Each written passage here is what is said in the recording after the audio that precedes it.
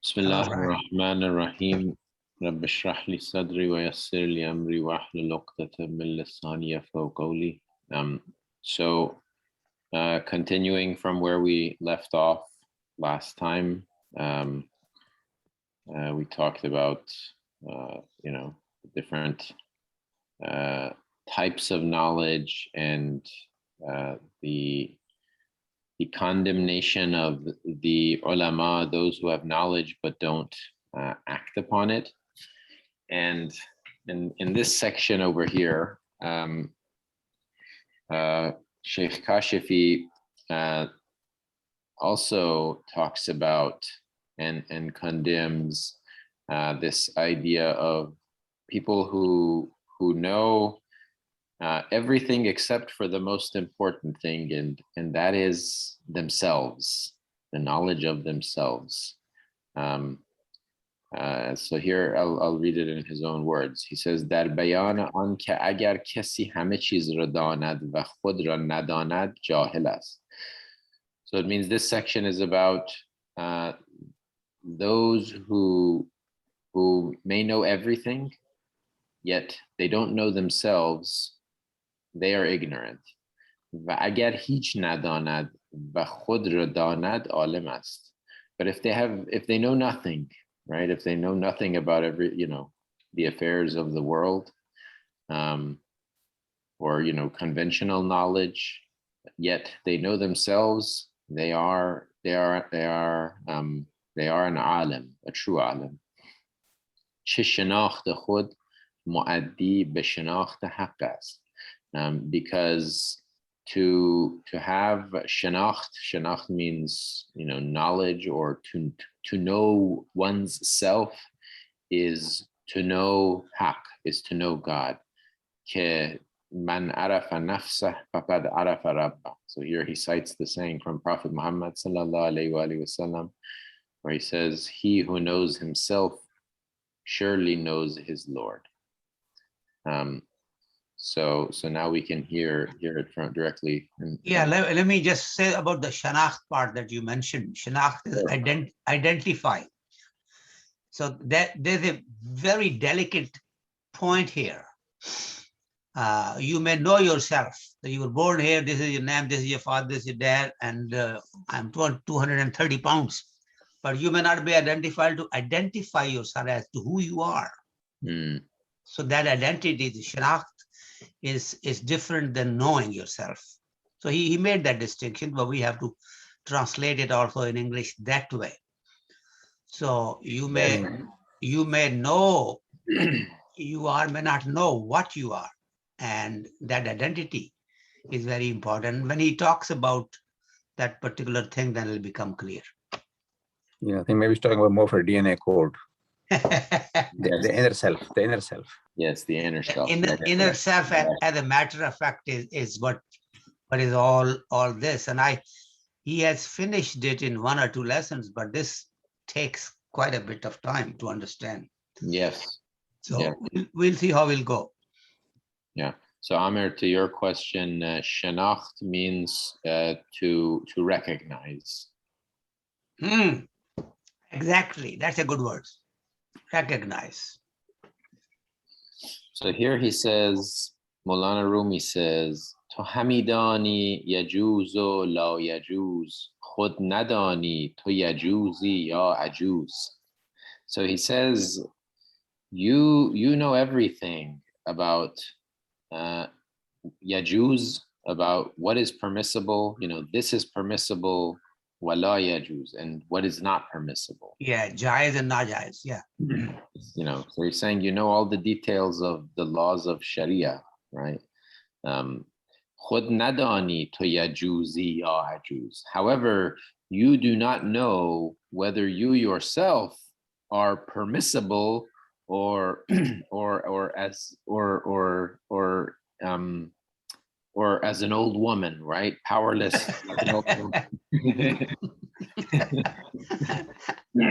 Just to get a coffee, he had to use that. Yeah.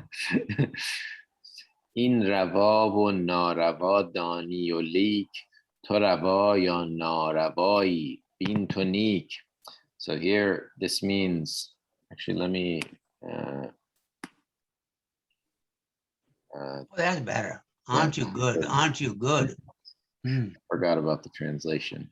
Hmm. So in rava va narava dani valik. So it means you know this rava, this allowable thing, and this narava, non-allowable thing. But to rava ya narava, to rava ya naravai bin to nix. What he's saying, so look very closely, however. So even though you know what is permissible, what is allowed, what is not allowed, but look very closely to see whether you yourself are allowable or unallowable. قیمت هر کاله میدانی که چیست، قیمت خود را ندانی ز احمقی است. So you know the price of every good. قیمت هر کاله, you know the price of every good, every Merchandise, yeah. Merchandise. قیمت خود را ندانی, but you don't know your own price. ز احمقی است. This is out of stupidity.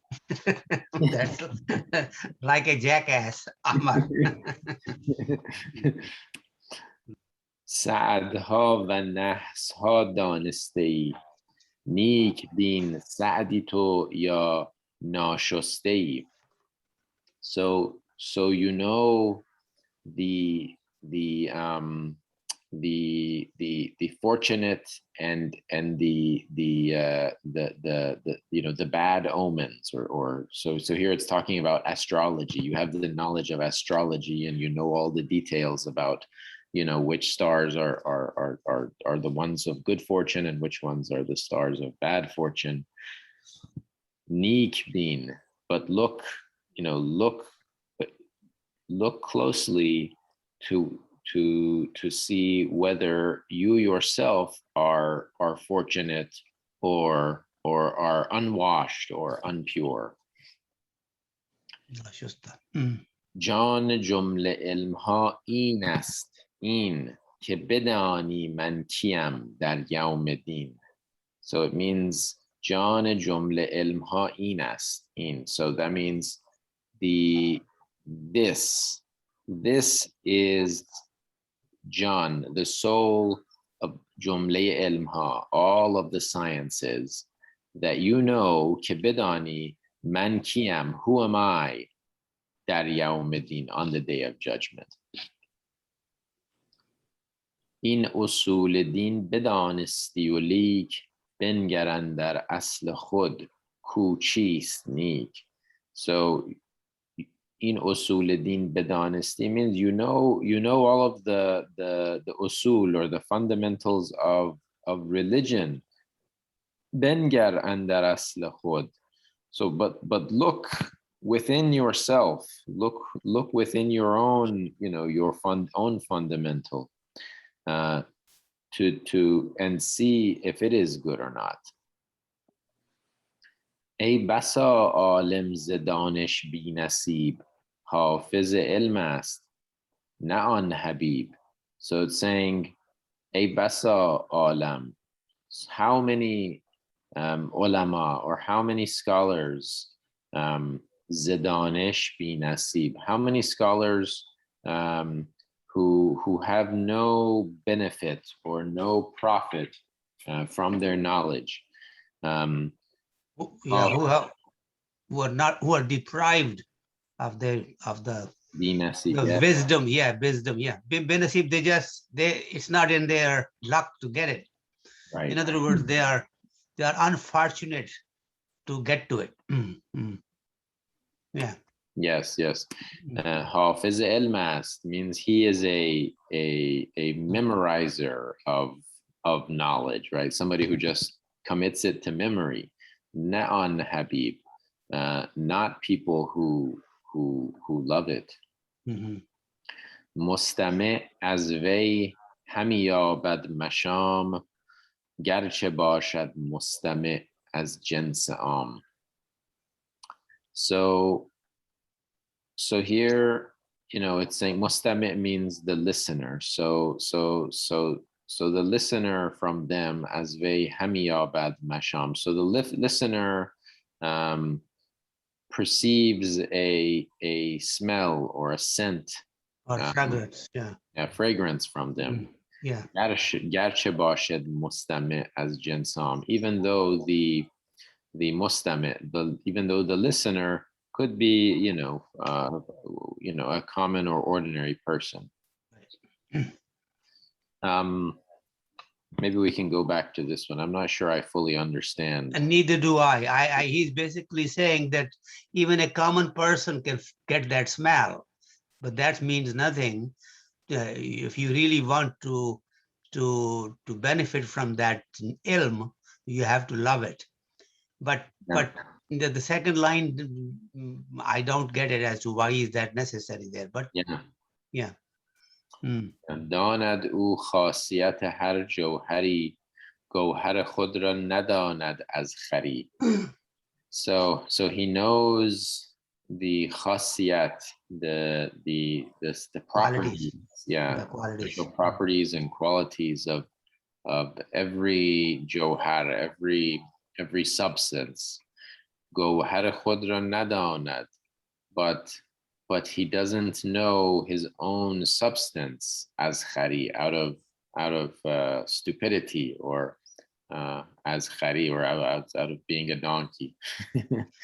Har Johari could be the one who deals with the diamonds and pearls. Johari, the one who. That's true. Yeah. Danadeu khasiyat har Johari. Every diamond seller or a pearl seller or a precious stone seller knows its qualities, but he does not know his own because of his being a, I don't know, I don't want to say the word for it. ASS.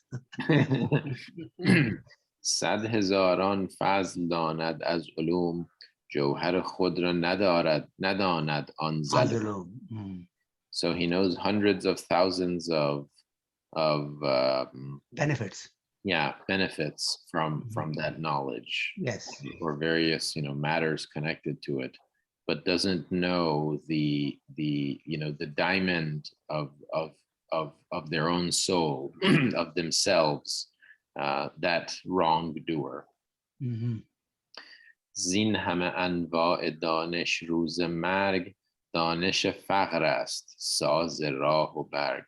So from all of these different sciences and types of knowledge, روز مرگ, on the day of death, دانش فقر است. So it's the spiritual knowledge, or the knowledge of poverty, or the knowledge of the traveler, which is saz rah و برگ, which is the best sort of provision for the road. Faqr in this context is dependence on Allah subhanahu wa ta'ala.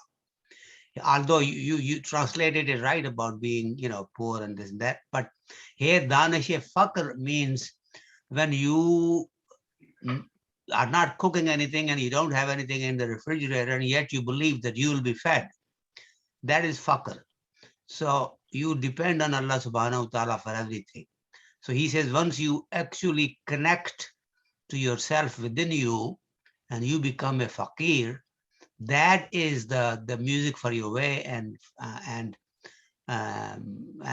for the path forward.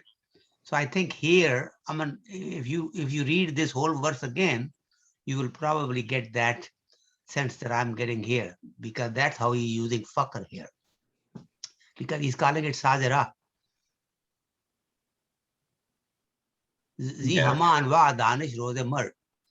On the day you die, all these qualities of knowledge are useless for you. But if you have faqr, then that will be the traveler with you forward on. Yes. Make it easier for the travel. Mehdi, can you repeat with Mehdi? Can you repeat this? Yes, do it over. Zihama.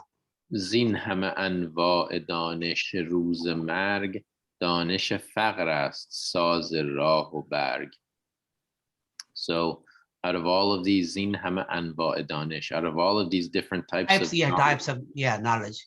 Good. on Ruza Marg, on the day of death, danish faqr ast. So it's the knowledge of poverty, which is the, you know, the provision of the way. Yeah. So yeah, I like that. That actually makes more sense to me. What you're Danish, fakr is in Urdu, it's no difficulty for us to understand.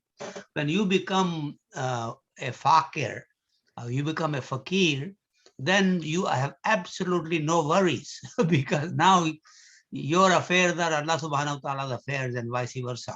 So he takes care of you. And that's what the ultimate goal of knowing yourself is. And we will learn this when we go further as to how to get there. But it's a beautiful, beautiful way of him putting it, fakr. Right. So I mean, we can either pause here and maybe chat a little bit and discuss, or I can continue, whatever you guys prefer. I think we should pause here because a lot has to be said up to Yes. here. And once we get into the next one, again, there will be 3 or 4 different stages that he'll go through, and he goes through fairly fast. And that may not do justice. So what we should do probably is discuss as much as we can amongst ourselves and today, and learn from each other, and then take the next steps. Quite frankly, this is the essence of Rumi's teachings, okay? Getting to know yourself. And this is the where Iqbal took the khudi, the falsafa khudi that he came up with. Basically, Iqbal has used some of these words, some of these lines actually, and paraphrased them in his Persian poetry also. So this is a very, very profound topic. And since we have not gone into the details of it, he basically has told you that being scholarly and being able to repeat it and memorizing it is nothing unless you internalize this, unless you do it for the love of it, not necessarily for the for marketing it. This is not good for you, this knowledge. And he says the knowledge that gives you fakr, that is the one that is your zadera, your material for the further traveling on into the next world. And if you do not really get to the maqam fakr, or perfect man, then all of this is just a word of mouth, and it's not going to benefit you at all. Although he is very rough in the language when he calls you with those words. I am a little bit more sympathetic to those scholars, but obviously he's tough with them.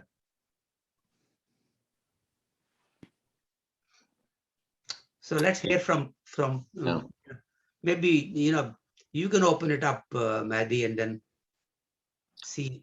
No, actually, I was gonna bring up that this is relevant to what you were talking about 2 weeks ago in the session you led. Yes. The rules of love and the discussion on the khudi. I thought that was really interesting. Yeah, but that love is the third part of it, though. Before that love, he's going to tell you as to how to get to knowing yourself. Before love, there are 2 other stages that he mentioned, which is very good, and we will go to that. But right now, I think if we were to just try to see that Rumi went to this point, and yet he did not really dwell on this like Iqbal did his students 400, 600 years later after him. So it's a very interesting thing. Once we finish all this, and before we go to the next topic, then we might be able to wrap this thing up. This is really material for a beautiful book. Yeah, you know, Dad, one thing would be interesting if you can talk about the difference between irfan and ilm.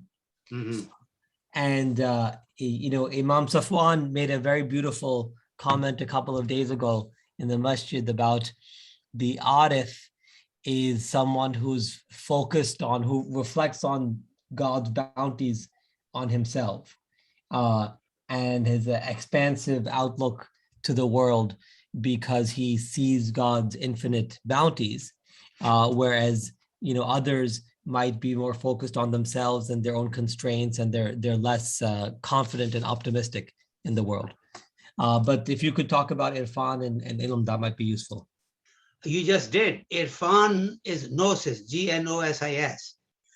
And what, wow, we are going ahead of ourselves, but what happens is once you make an intention that I really want to recognize myself as to who I am, and then you start that path is gradual abundance, abandonment of the worldly things, and turning towards divine. And that's why they say look inside, is because you really have to forget all the worldly attachments that you have, the love for things that you have in your possessions and all that, your status, your good name, how people think about you and all that.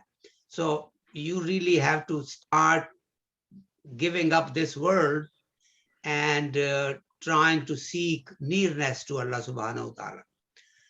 When Rumi started his Mathnawi, he basically gave the example of the flute, and I have probably mentioned it many times. I don't want to repeat too much. But he says right now, you are like that wood stick that was to become a flute, but it was not a flute, so to speak. So what you have to do is empty yourself, just like that branch of wood or tree that had to become a flute. So first you bore into it, so it's all empty of the wood. Then you punch holes into it. Okay, and then you start to make sound from it. And the sound that is really yours is the one that is coming out of the holes that which you put your fingers on, and you make all kinds of music. But eventually a time comes when the sound that comes out from there, the flute is now attached to that tree. In other words, attached back to the source, which is in this case Allah subhanahu wa ta'ala. Then his voice comes out of those holes. So you have to connect, make sure that you connect, first empty yourself and then connect yourself to him so that his voice comes out of you. Now you are become his vicegerent or Khalifa, truly speaking, and he runs his universe through you.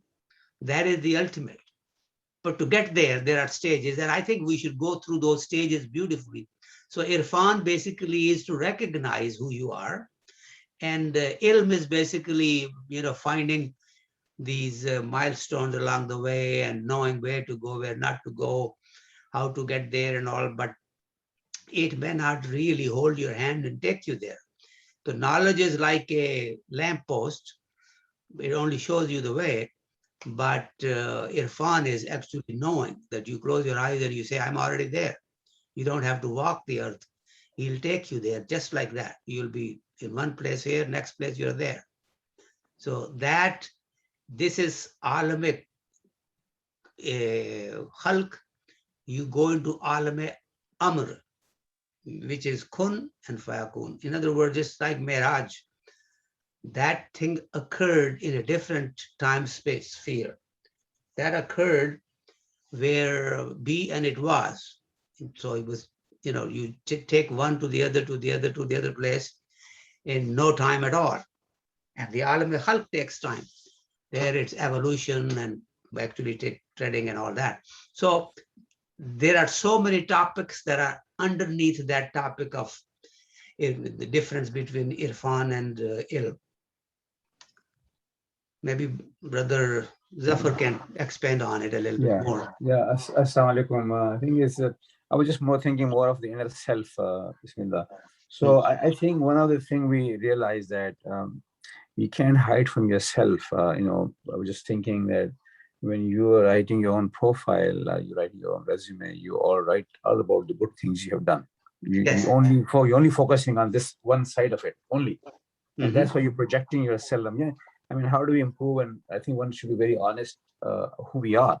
So in that journey, one has to be very honestly, objectively looking at one's strengths and weaknesses. And you can only make that change when you recognize. And sometimes, your children, your spouses, your close friends, sometimes you are aware of it, sometimes they make you aware of it. Yeah. Where we fail, where we lack.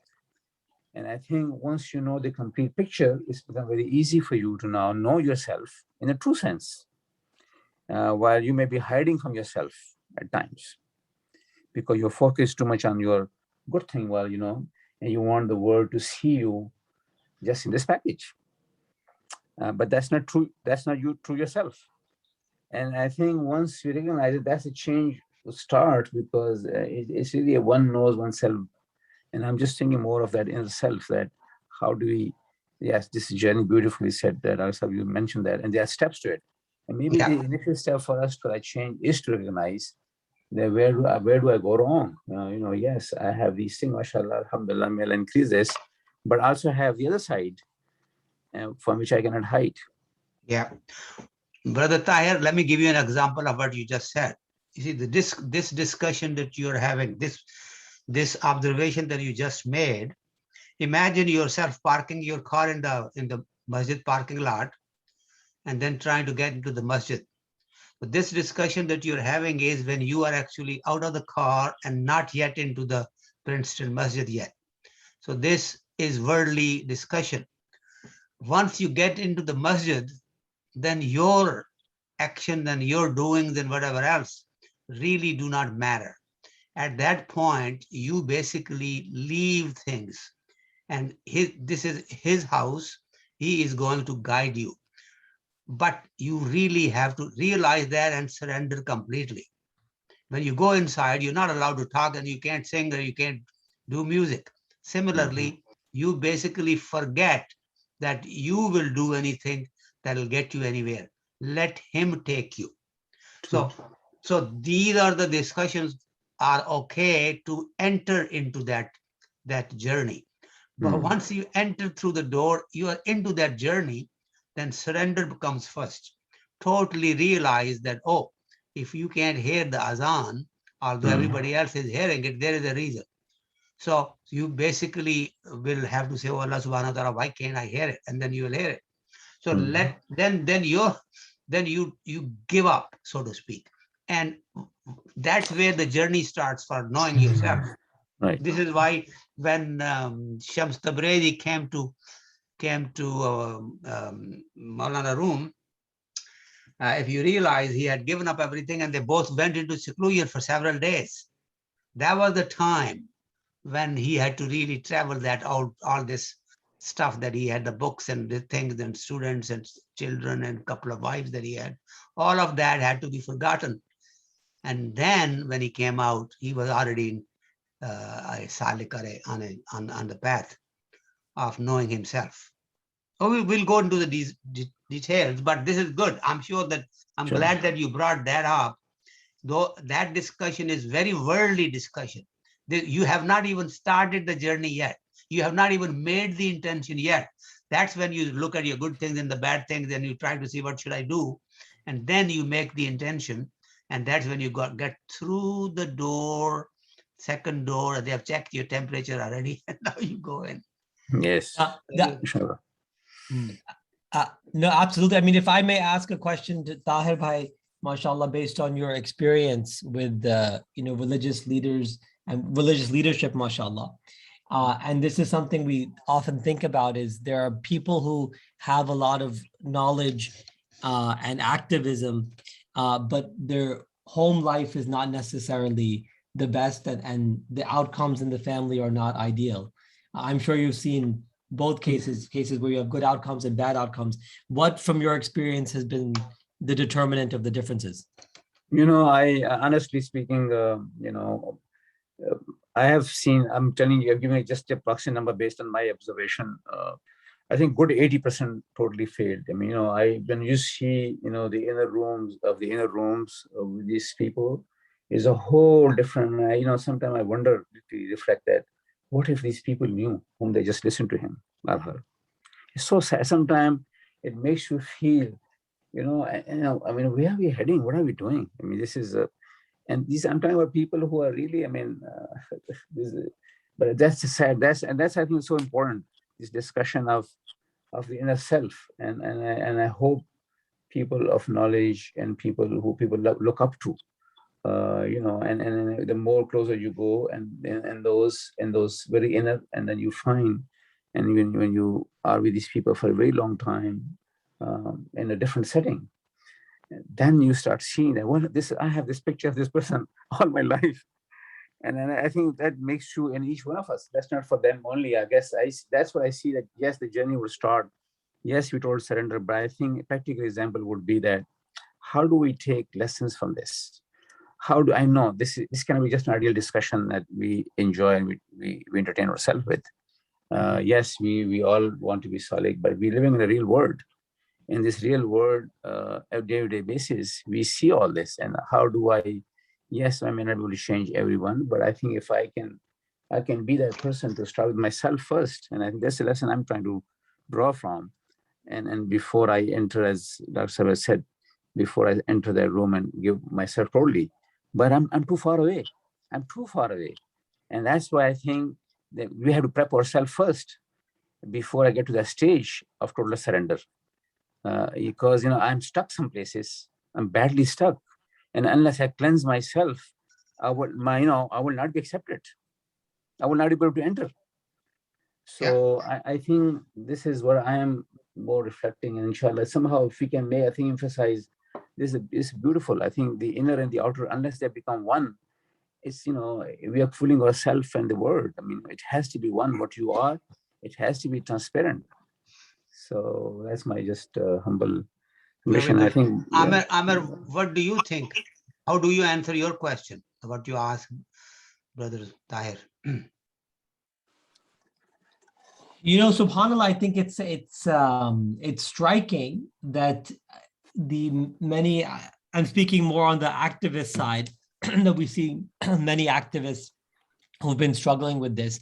And I think it's a matter of as Tahir Bhai is saying, what you pay attention to and where you invest the time. And it is very gratifying to be involved sometimes in community affairs, at least for a certain personality type, because there's a lot of admiration, there's a lot of enjoyment, you have friends there, etc. And the work at home is more tedious. It's you might be tired, it's challenging, etc. But that's the real work. So I think the issue is kind of recognizing what the priority is, and not necessarily doing the public work, which might come easily to you, but the private work, which is more essential. No. I beg to disagree, sir. Okay. All right. Okay, you have to again understand the model of the world. Your question was, how about these people who are very nice and talk nice things and say so many things, but their own house is a mess. So there are so many examples that Rumi gives and others give also hikayat, in which there is a beautiful, beautiful Arif. Actually, Arif is a person who's on that path, has a lot of following, a lot of people, that students that follow him and benefit from him. And he's very successful. But he goes home and his wife starts to yell, where have you been? You did this and that. I always cook and you don't ever eat this and that. You don't love this thing. What did you bring? No food for tomorrow. And he gets yelled at in front of his students and stuff like that. And he keeps smiling. And then the students do ask him this the following day, that why is it that this and that, and why do you have to deal with this? He says, she's the one that keeps me in line. This is the test that Allah subhanahu wa ta'ala has put me through. He wants to see how well I handle that and yet stick to the path. So moral of the story is that those things will be distractions for many people. Me and you will look at that person and say, hey, he's telling me do this. Why can't he fix his house first? And we'll walk away because we are not destined to receive anything from him. And we will find an excuse to go away. And yet he will attract those that will be directed to him from Allah subhanahu wa ta'ala. And they will not look at anything else. All other challenges that he faces in the world. He may have a son that is totally a rebellious one and do X, Y, Z things. And yet he himself does not get distracted. He's willing to give that up, give his wife up, whatever else he has to sacrifice. So once you go into fakr, you will realize that it's not easy. Some challenges people get because they can't walk the path fast enough. But other challenges are like I just mentioned, what they are given in life. Who is their neighbor, who is their wife, who are their children, or lack of it. So all of this is part of their test being tested. So just observe, do not analyze unless you are really capable of analyzing it as to why was this happening. It was not his fault. This was the test for him. But you are supposed to just observe it and see it and make no judgments about him based on other activities that you see around him. Maybe this is a little bit too deep Yes. for us. No, Alhamdulillah, I think Jazakallah khair, but I think just want to make a, Mm. sorry, go ahead, please. I'm so sorry, Slanko. First of all, thank you. I have to get going. But so really, I think you hit the nail on the head, Tahir Bhai, that sometimes, I think going back to what you said, when you see something, you have to know yourself. And actually, you don't like yourself. You don't like what you see. Because as Tahir Bhai said, others see this very nice person. And this is a combination of what Amir is saying too. Others see this very nice person who's very socially involved, has a lot of following, is very successful. But then when you look in your own, because only you know yourself. That's right. And when you look at yourself, you're like, oh, this is wrong. This is not the right, correct picture. So that, I think that is important, because only you know yourself. Nobody else knows yourself. True. So, and going back to your point, Dr. Saab, about the challenges. Yeah, everybody has their own challenges, right? Somebody may have domestic challenges, somebody may have financial challenges, somebody may have health challenges. So that's their own journey. But I just wanted to ask that, and also, make a comment and also ask a question regarding this. Okay, what do you do if you don't like what you see?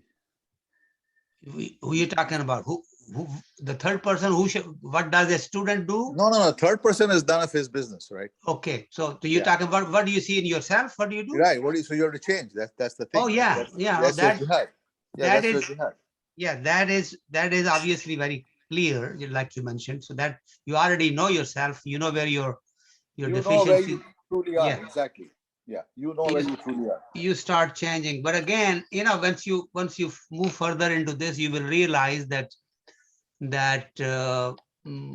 like it's not that easy for everybody to get into that house. So many people will find justifications to stay out of it, and Yes. they'll go a certain way, and then they'll back off, and that's fine. Others that go in, but Amir was saying is when people look at you and you call yourself a salik and you call yourself a murshid, guide for everybody else, and yet your own house is a mess, your own family and your affairs are a mess, what do you say or what do you do? And this is what I was saying, that may actually be a test for that murshid. Do not consider that person is not really a guide. He may be a true guide, but those are the tests for him also. They are nothing to do with you, so you don't pay attention to the challenges that he may have elsewhere. As long as he's handling it, this may be some of the easy things that he has to handle, but his journey is uninterrupted and he's totally committed and he is with Allah subhanahu wa ta'ala's will. So I just want to make a comment. Yeah, sorry. Sure. I just want to make a comment what Amir Bhai has said, and I recently experienced it. And the reason I'm sharing this with you, I didn't want to name it, but since I spent a week and I see very closely, I was with Imam Fode. Yes. And his masjid was in construction and his house just moved. So he has 5 children and I was mostly with him. And in one room, we were with 5 children. And I'm observing him, now his personal life. And I spent a lot of time in his house with him in that one large room where everything was under construction. So everybody, his family is one place. He has mashallah 5 children from age 5 to 16. And at that age, children have, as you know, how they express themselves regardless of whom the children are. So, and you see him how he's reacting to in different situations. Yeah. And how calm he is, and how forgiving he is, and by listening to different comments and everybody talking about school, and it was just amazing for me to observe a person in his very private moments to be in that peace and nothing but just smiling, even things he didn't like. And I think it was a great lesson for me to see in all those situations, and whether and everybody else will be reacting, and that was amazing to me, really. I just saw a person to see, mashallah, that was maybe I was blessed that I seen these moments, because generally you see, in masjid setting, and you go in some place and it's everything very formal. So, and then, and you have his a profile, and with that, you just listen to that person.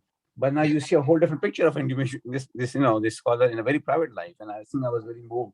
So to keep that balance, I think, is a challenge. And I think that success to me would be, yes, that's true that people, alhamdulillah, Allah has chosen people for certain tasks, and they may have their own flaws too. But then there are people who also keeping that balance. I mean, and it's only from with tawfiq. I can only say that it's only with tawfiq. It's not sometimes humanly possible how it can happen. But now you see, it's only tawfiq of Allah, that the person has become so close to Allah that that's become easy for that person. The other tasks become easier for him, and that's where I think the total surrender comes in, what Turks have been saying. And otherwise, it will not be possible for a normal human being. But to look at this situation, how Allah had make it easy, and give him that calm and peace. Jazakallah khair. I just want to share that. Yeah. Beautiful. I think also in the upcoming sections as we go forward, Sheikh Kashif is going to try to maybe give a path for how we should try to come to recognition of ourselves. The first step is to start with a clear mind, and that's what we're going to read about in the next section, maybe next time, inshallah. Yeah, that's great. I think Mulla-e is here on the line as well. We haven't heard from him yet. No, Amir bhai, I think whatever has been said, really, I think was, profound for me. I would like to go back to those lines of Rumi. He's saying the same thing again and again that I understand in those lines, but how beautifully he's kind of, talking about the Johar in you, the Gohar in you, the fragrance in you. And if you don't recognize it, then, he uses the word of being stupid and being all those things. So just reinforcing the same message again and again in those lines, so that it gets, registered with you. Beautiful, beautiful. Beautiful. You see, in Quranic verse, لَقَدْ خَلَقْنَا الْإِنسَانَ فِي أَحْسَنِ تَقْوِيمٍ ثُمَّ رَدَدْنَاهُ أَسْفَلَ سَافِلِينَ. That covers the gamut. I created the man in the best of the shape, best of the universe, top of the world, so to speak. And then I put him as the lowest of the low.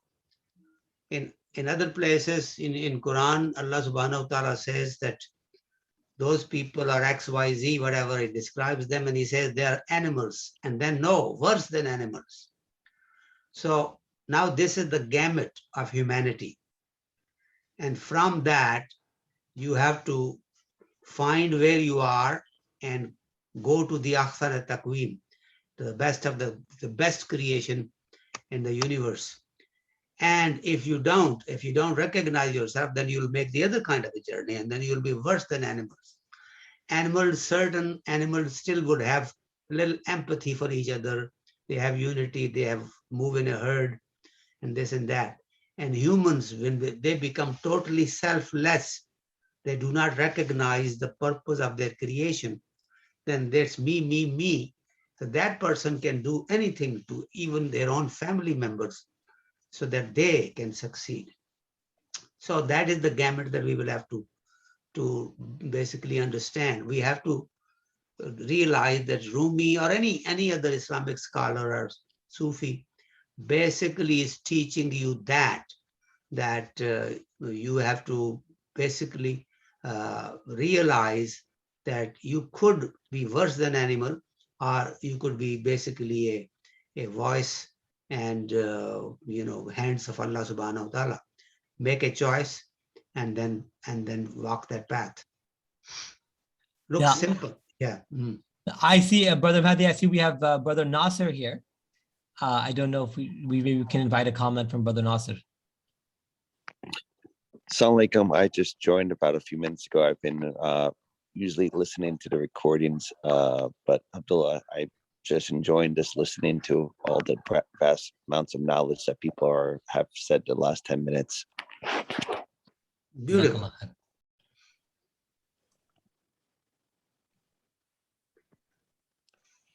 Okay. Very nice. Well, maybe now is a good time to conclude with a dua. Okay. Somebody like to do the honors? Maybe Tahir bhai? Amir bhai. Okay, Amir. You just came from Masjid, mashallah. We just no, not only- today. Not today. I wasn't there today, but I'll still do the dua if you'd like. Sure. Allahumma laka alhamdu laka shukran ashhadu annaka la ilaha illa anta nastaghfiruka wa natubu ilayk. Oh Allah, we ask you for true knowledge. We ask you for gnosis. We ask you for deep understanding of this world and of your creation and of you, Ya Allah. Oh Allah, we ask you to be from those who act on what they know and for whom their knowledge is a proof for them. We seek refuge from being from those whose knowledge is an evidence against them, those who gather knowledge but do not act on it. Oh Allah, make us from those who know and also act, and make us from those who are examples to others, examples of integrity, examples of consistency, examples of being connected to you and bringing that connection as a light to the world and as an example for their families, for their communities, and for everyone around them. Subhana rabbika rabbil izzati amma yasifun wa salamun alal mursaleen walhamdulillahi rabbil alameen. Ameen. Ameen ya Rab. Jazakallah khair. Mashallah, Beautiful. mashallah. Mashallah. Beautiful. Actually, so it's funny that you mentioned gnosis and belief. I have this book, it's on my desk, and I was sitting here, it's open, it's called Tazkiratul Awliya, written by Yes. Attar. Yes. Right as you said that, I looked to the left, and my eyes hit a line in the book, which is very relevant to this discussion. So this chapter, he talks about different awliya, throughout the centuries. So the first chapter is about Imam Jafar as-Sadiq. And so this sentence, my eye just hit it right now. It says, he said, "Mu'min آن است که ایستاده است با نفس خویش و عارف آن است که ایستاده است با خداوند خویش." There you go. Beautiful. Beautiful. So a believer is he who stands with his nafs, his self, right? What we're talking about today. With his own prowess. Yes. Yeah. Arif honest and Gnostic is one who stands with his God. Yes. Yes. Stands by his God, by his Allah. In other words, Subhanallah. it means not only that stands with because he wants to stand with, no, he stands because Allah subhanahu wa ta'ala makes him stand. So he has gotten there. So now he's being held. He doesn't need the knowledge anymore. He basically has gotten the knowledge. Now his knowledge is shared, is coming directly from the source. MashaAllah. Well, could you read the first part again, Brother Mahdi? I'm sorry, could you repeat it? Alim on us? Yeah, Go ahead. mu'min. The mu'min, okay. مؤمن آن است که ایستاده است با نفس خویش. So the mu'min is the one that stands with himself. By his own person, yes. Okay. By his own person, yes. و عارف آن است که, so the Gnostic is the one who ایستاده است با خداوند خویش. So stands by his God. Yes.